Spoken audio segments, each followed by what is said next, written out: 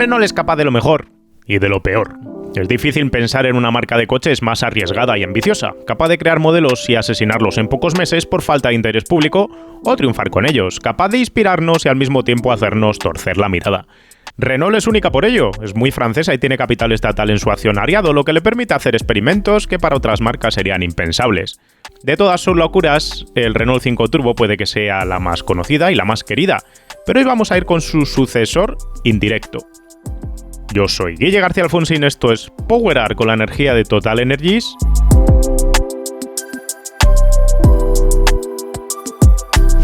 Y este es un usado, sí, pero interesante, muy especial, el del Renault Clio V6. Hay un genial documental en inglés que se publicó hace menos de un año, donde se entrevista al creador del diseño original y del concepto original del Clio V6. Ese canal se llama Crown Unfiltered y lo primero que voy a hacer es recomendaros que os veáis esa entrevista porque cuenta todo el proceso de cómo se pasa de una idea original, que era equipar un Twingo con un motor V8 de Ferrari, a este coche que tenemos de protagonista hoy con nosotros. Pero lo que vamos a hacer nosotros ahora es resumir rápidamente todo ese proceso creativo. Este es Axel Braun, diseñador alemán que trabajaba en Renault. Antes había trabajado en SEAT creando un concepto que no vio la luz de un monovolumen utilitario. Pero saltó a Renault, donde se encontró con el Twingo, algo muy similar a lo que había estado intentando hacer en SEAT. A Braun, como a muchos otros, le molaba el Twingo, le molaba mucho. Pero sus motorizaciones se le quedaban escasas, no había un Twingo potente, un Twingo deportivo. Braun compró un motor Daihatsu Turbo para implementarlo en su coche y solventar la papeleta, haciendo así un Twingo deportivo, pero no pudo colocar el motor porque le faltaba la electrónica, así que siguió dándole vueltas al tema y se le ocurrió mirar coches de motor central que tuviesen la misma batalla que el Twingo. ¡Eureka! El Ferrari 308 tenía la batalla prácticamente idéntica y un ancho de vías similar. Braun garabateó su idea de montar en un chasis de 308 la carrocería del Twingo encima, y empezó a tontear internamente con hacer realidad su proyecto con cierto apoyo de Renault, pero se quedó en nada por poco. La cosa es que el proyecto de Axel era comidilla en el centro de diseño de Renault. Todo el mundo hablaba de esa locura que estaba intentando hacer el diseñador alemán. Y pasaba por allí Patrick Lequemen, el jefe del departamento de diseño, y él tenía otra problemática, no tenía nada que ver con el Twingo. En aquel momento Renault iba a sacar la segunda generación del modelo y a Patrick Lequemen le parecía que le iba a faltar algo de chispa, algo de deportividad, algo de tirón a nivel de imagen. Así que, dándole vueltas a ver qué se podía hacer con el Clio para crear un coche que llamase la atención sobre ese nuevo lanzamiento y ayudase a las ventas, Patrick habló con Axel y le dijo: oye, ¿por qué no coges esta idea que tienes tan loca del Twingo con motor V8 y la reconstruyes y la cambias y haces algo así, pero con un Clio? Axel aceptó el reto y comenzó a trabajar en bocetos. Cuenta que si bien cogía la inspiración del Renault 5 Turbo, él no quería hacer el mismo recetario. Si el Renault 5 Turbo compartía puertas, capó y demás elementos con un 5 normal, él quería que su Clio V6 tuviese más diseño independiente en las puertas y otros elementos para tener personalidad propia. Tenía que verse como un Clio, pero tenía que ser una cosa distinta a un Clio normal. El diseño avanzó rápido y para 1998 lo que se hizo fue presentar un concept. En ese momento los que vieron el concept no daban crédito a lo que estaban viendo sus ojos. No creían que Renault fuese a fabricar ese coche, pero todos sabemos que Renault es capaz de hacer cosas rarísimas, que a veces no tienen recorrido comercial, pero son valientes por lo menos. Así que ya estaba todo planificado para que ese coche conceptual se convirtiese en un modelo de producción y tuviese cierto éxito comercial, por lo menos ayudando como herramienta de marketing a ese Clio de segunda generación. Para ello, tras completar el diseño estético, se subcontrató a TVR, la empresa de Tom Walkinshaw, para que realizase el proyecto de industrialización para fabricar el coche. Un coche que se iba a fabricar en Reino Unido. Sorprendentemente, del coche conceptual al coche de producción no varió nada. De hecho, si miráis los primeros bocetos de Axel, cuando empieza a conceptualizar lo que tenía que ser el Clio V6 con esta forma curvada y esta línea hasta atrás en un único trazo, están prácticamente igual en los bocetos que en el coche de producción. Este coche Renault lo denominaba el superdeportivo más pequeño del mundo y tenía su gracia. En aquel momento costaba 38.000 euros en 2001, pero si eso lo transportas con el IPC al día de hoy, te vas a unos 60.350 euros. No era barato, pero tampoco era caro, como un Ferrari o un Lamborghini de la época, claro. Estéticamente, sencillamente es espectacular, diré. La idea de Axel, su diseñador, fue crear un diseño muy años 2000, con superficies sólidas y musculosas. El coche crecía a lo ancho 170 milímetros respecto a un Clio Sport de su generación, perdiendo 60 milímetros de altura además. Eso más las enormes ruedas de 17 pulgadas para la época ya creaban un coche impactante. El paragolpes delantero era específico, los pasos de rueda delanteros eran curvos y musculosos. Las puertas partían del diseño original, pero buscaban conectar la parte delantera con la trasera, abrazando las tomas de aire laterales. El culo era poderosísimo, con caderas muy anchas y 2 colas de escape en la parte inferior del paragolpes. Es sin duda el Clio más chulo de la historia, algo que ahora que parece que el nombre Clio se va a dejar de utilizar, se quedará para siempre escrito en los libros. Si por fuera se les fue la olla, hicieron lo que hicieron, por dentro no se gastaron demasiadas neuronas diseñando un interior que se cogía directamente del Clio Sport convencional. Así que tenemos el mismo salpicadero, el mismo volante, los mismos asientos, los mismos elementos para la radio, para el climatizador. Lo único que cambia es la posición de la palanca de cambios, que está metida en una torreta más arriba para estar mucho más cerca del volante y estar justo donde nos gusta, a menos de 1/4 del propio aro. Sí, desaparecen los asientos de atrás, obvio. Maleteros, 2 minúsculos, un espacio tras los asientos delanteros de 45 litros y otro bajo el capó delantero de solo 67. Y es que lo interesante no era el habitáculo, lo interesante era dónde se encontraba el motor. Aquí debajo de este capó que tenemos de plástico, debajo del portón trasero, se encuentra el V6 ES9. Un V6 todo en aluminio a 60 grados calado que hemos visto varias veces en Power Art, porque es el mismo bloque que se utilizaba en coches como el Avantime o el 406 Coupé, situado transversalmente con la caja de cambios en prolongación detrás de las plazas de conductor y pasajero, pero por delante del eje trasero. El motor tenía cifras discretas para un deportivo de su estampa: 230 caballos a 6.000 vueltas y 300 poderosos Nm de par máximo a 3.750, un régimen relativamente bajo para un motor atmosférico. A nivel de suspensiones, de frenos, de chasis, de todo lo demás, delante se conservaba un sistema McPherson ensanchado obviamente, y todo el monocasco en la parte delantera se reforzaba con largueros de acero soldados al propio chasis para que fuese más rígido. Se montaban además unos enormes discos de freno para la época con pinzas de 4 pistones. Detrás que teníamos doble triángulo superpuesto con un elemento adicional para controlar la convergencia. Todo el motor más la suspensión está montado sobre una cuna también hecha de largueros y travesaños soldados de acero, colocados y soldados a su vez al monocasco de la carrocería, que también va reforzado. El resultado era un coche pesado, más de 1.400 kilos en condiciones de homologación para una relación peso-potencia de 6 kilos por caballo. El 0 a 100 salía bien parado por tener la masa centrada, lo cual mejoraba la motricidad, así que tenía 6,5 en ese 0 a 100. El 80 a 120 era de 4 segundos y el cuarto de milla en 15 segundos, no era una cifra muy agraciada para un coche de su aspecto y de su precio. La punta de 225 por hora la explicaban las dificultades para hacer un coche tan corto con buena aerodinámica.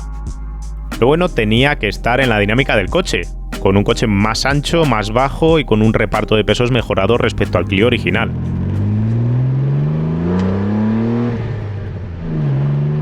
Y en cierto modo es la experiencia de conducción la que te enamora de este coche, empezando por la banda sonora, que es atronadora.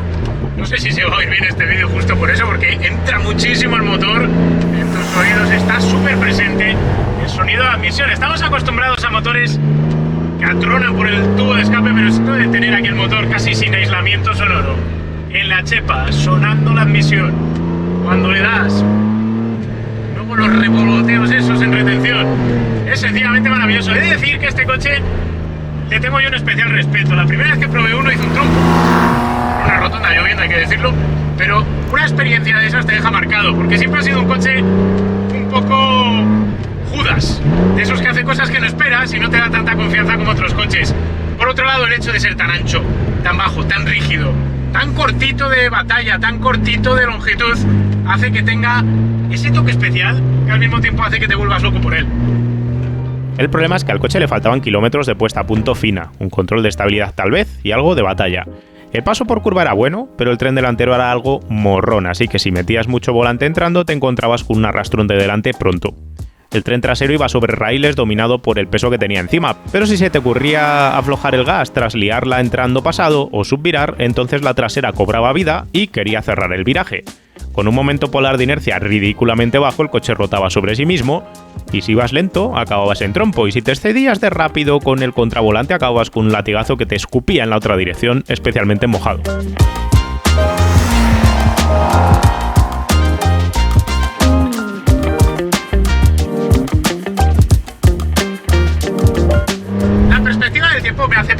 hay que contextualizar las experiencias de conducción que cada uno tiene con un coche, en qué momento se produjeron y de qué manera. Yo cuando probé este coche, la primera vez fue mojado. Y eso hizo que le cogiese un poquito más de miedo. La segunda vez ya me enamoré más y con el paso del tiempo te das cuenta que este es el típico coche de motor central con muy poco momento para la inercia que acaba requiriendo cierto tipo de conducción disciplinada y ordenada para sacarle el máximo partido posible. Tiene un paso por curva bárbaro, muy elevado, especialmente si le montas unos buenos neumáticos. Si además a eso le sumas el hecho de que puedes abrir acelerador muy pronto, tienes una combinación ahí ganadora. ¿Dónde está la problemática? En el tren delantero. Este coche hay que conducirlo casi como un 911 viejo, en el sentido de que hay que entrar ordenado, disciplinado, lento, despacio, sin saturar el tren delantero hasta la mitad de la curva. Una vez que estás en la mitad de la curva puedes abrir gas, y si lo haces en el punto acertado y no tienes que volver hacia atrás y levantar el acelerador, vas a tener una motoricidad sensacional. ¿Dónde serían las cosas? Si entras demasiado pasado, si una vez que has entrado demasiado pasado mantienes el hilo del gas y de repente lo quitas porque te ves que te vas largo, entonces te puede hacer un trompo. Te lo puede hacer también en mojado en las mismas circunstancias, o si por ejemplo decides abrir gas pronto y te das cuenta de que has abierto demasiado pronto, tienes que cortar el acelerador, y en el momento en el que cortes el acelerador con el coche apoyado atrás, te la juegas muchísimo a hacer un trompo. No hay control de estabilidad, no hay red de seguridad aquí para echarte un cable, y eso va a hacer que sea un coche de esos que hay que pensar antes de hacer las cosas y ser ordenado, disciplinado, eso, conducir como hay que conducir este tipo de coches, lo cual hace más placentera si cabe la conducción, porque no se trata tanto de un coche que te perdona todo y que te saca las sonrisas por eso, sino que realmente tienes que poner tú de tu parte para poder ir rápido con él y aprovechar sus cualidades. Hay que considerar además que estos fase 1 se quedaban rápido cortos de recorrido de suspensión atrás en compresión, lo que podía complicarte la vida si pillabas rotos en el asfalto en pleno apoyo, jugándote con un repentino sobreviraje por ello. La caja de cambios tampoco era ninguna maravilla en accionamiento, con tacto algo pastoso a la Renault. Si relajabas la marcha y lo intentabas emplear como un gran turismo de larga distancia, la falta de maletero, la sonoridad y el consumo te quitaban la idea. Y si te fijabas en los cronos, en la pegada, en la aceleración, había coches más rápidos y más baratos para ello, y más fáciles de conducir también.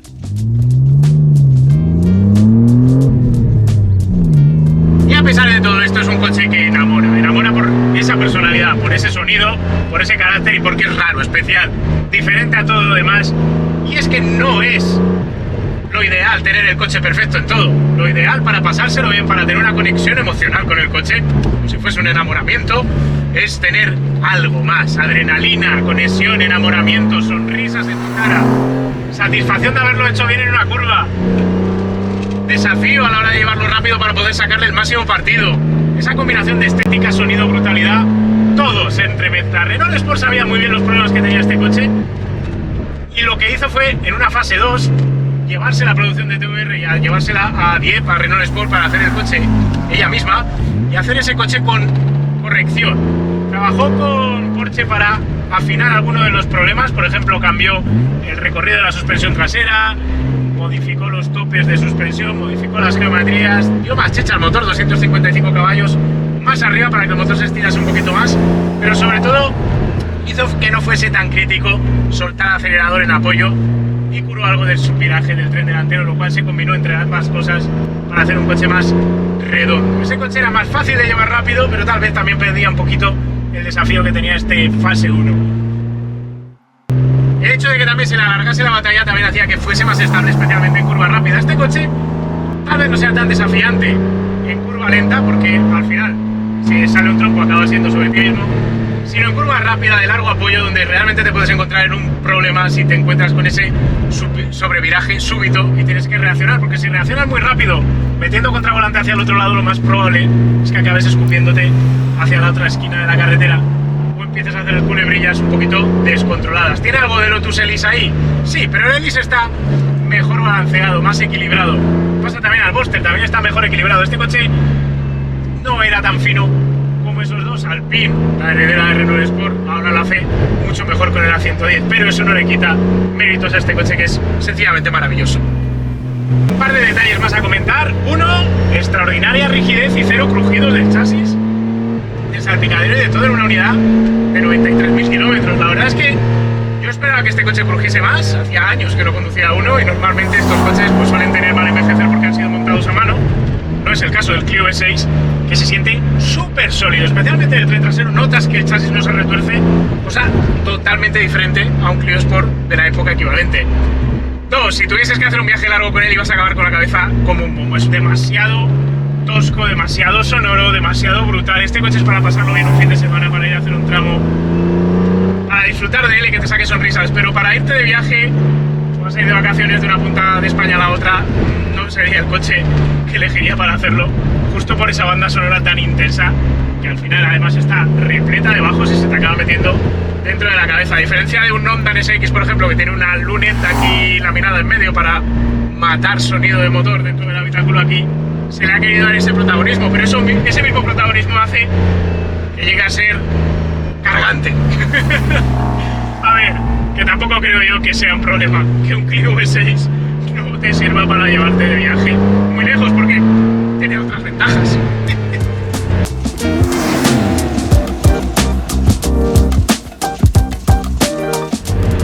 La posición de conducción era un poco extraña, como ya lo era lo del Clio 2, con el volante un poco inclinado, un poquito demasiado de camión, pero los pedales, por ejemplo, están muy bien posicionados y te permiten hacer un puntatacón preciso y precioso al mismo tiempo que te acaba enganchando. Vamos a buscar un sitio donde pueda meter tercera para bajar a segunda. Puntatacón. La dirección me gusta. Fíjate que la del Clio 2 no me gustaba tanto, pero qué maravilla de aparato. Me estoy enamorando y eso es un problema. 50.000 euros de problema.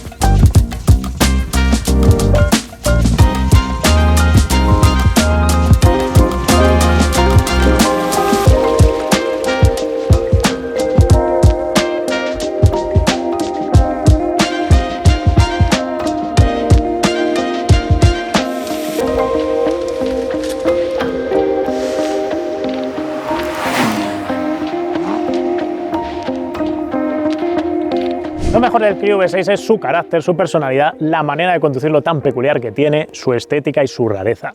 ¿Podría haber sido mejor coche? Sí, sin duda. ¿Podría ser más rápido? Podría ser más rápido, podría tener más pegada o podría tener un chasis más afinado, pero cualquiera de esos elementos que podríamos cambiar del coche no servirían para quitarle o agregarle más valor icónico al aparato. Este coche es único por lo que representa, un utilitario con motor central V6, una rareza que ningún otro fabricante tiene, por eso mola. Es un coche que además, por sus propias características dinámicas, especialmente los fase 1, imponía mucho a la hora de conducirlo, había que saber llevarlo y tenía sus peculiaridades a la hora de conducirlo, en cierto modo como podría pasar en su día con un 911 clásico de los primeros, uno de los de la época del 930, del turbo, que también tenía esa conducción extraña y que había que amoldarte tú al coche para poderlo conducir, en vez de ser un coche fácil de los que tenemos hoy en día en el mercado. Pasa algo parecido con el Clio V6, que además acompaña toda la experiencia con una banda sonora increíble que domina toda la sensación que tienes cuando estás conduciendo. Se suma a eso que cuando te bajas lo miras y realmente mola una barbaridad. Si ahora, después de ver este vídeo, de haber escuchado el coche, quieres comprarte uno, llegas tarde a la fiesta, desgraciadamente. Este coche estuvo por 25-27.000 euros allá por 2006, 2007. Eran coches difíciles de vender, en aquel momento estábamos metidos ya casi en la crisis, luego durante la crisis estuvieron saldándose de precio y era relativamente fácil comprar una unidad por poco dinero.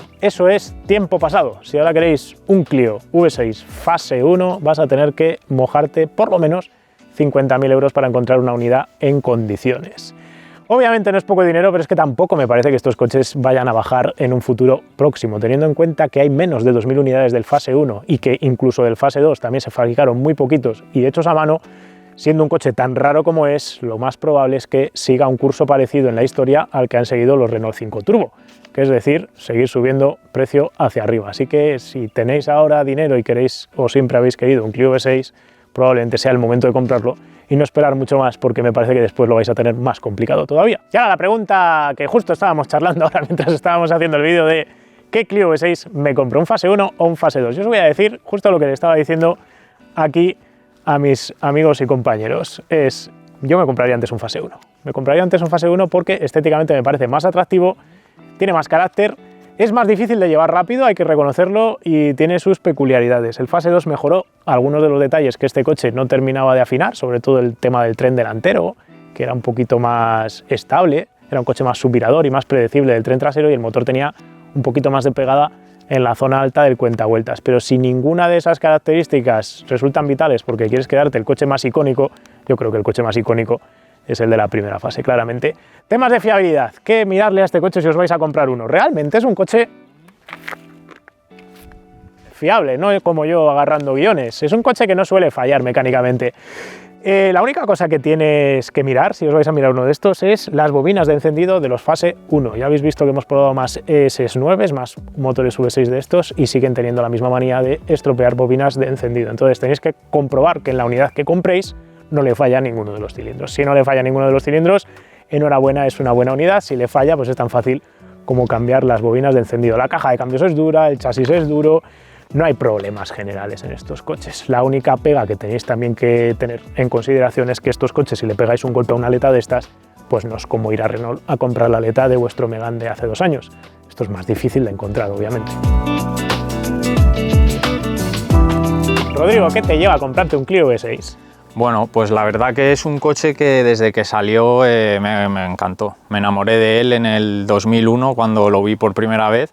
Y nada, pues en cuanto me surgió la primera oportunidad de tener uno, pues no la dejé escapar.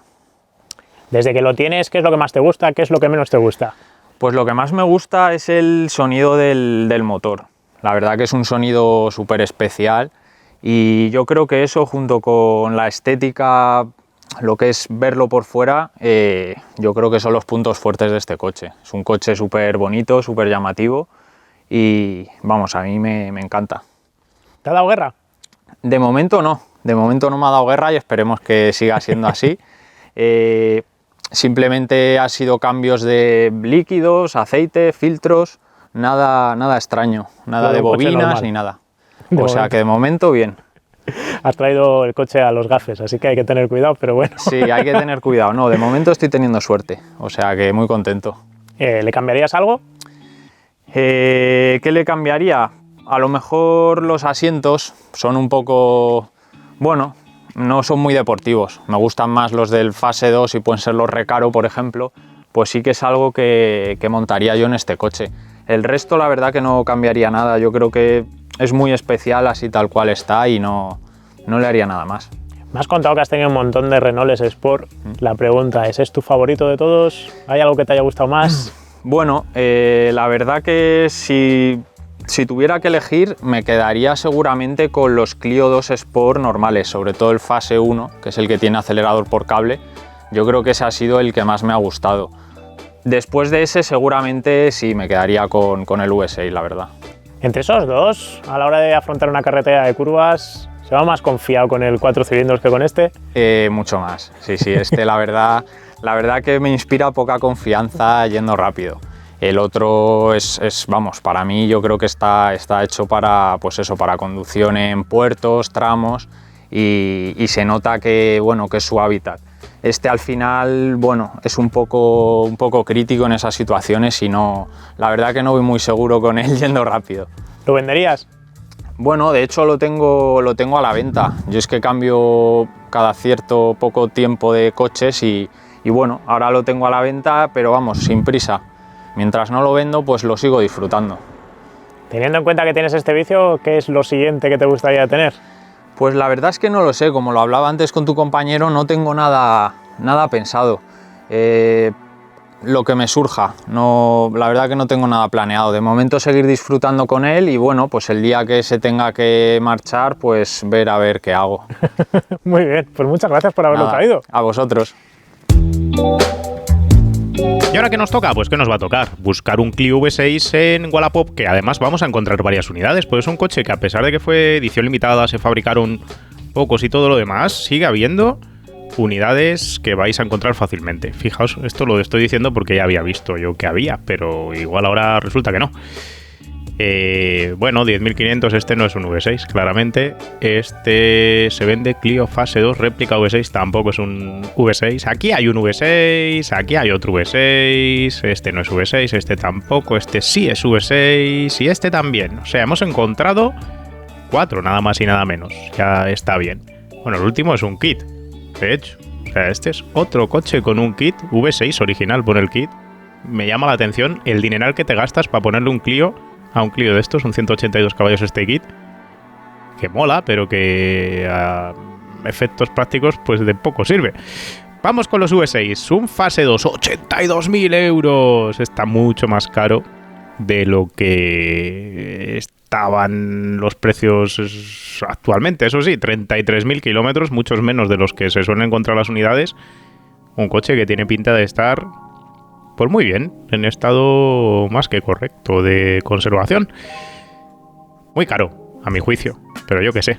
44.990 para este, en este caso 99.500 kilómetros. Claro, los kilómetros al final los pagas. Este es un Fase 1, también pintaza, muy buena pinta el coche.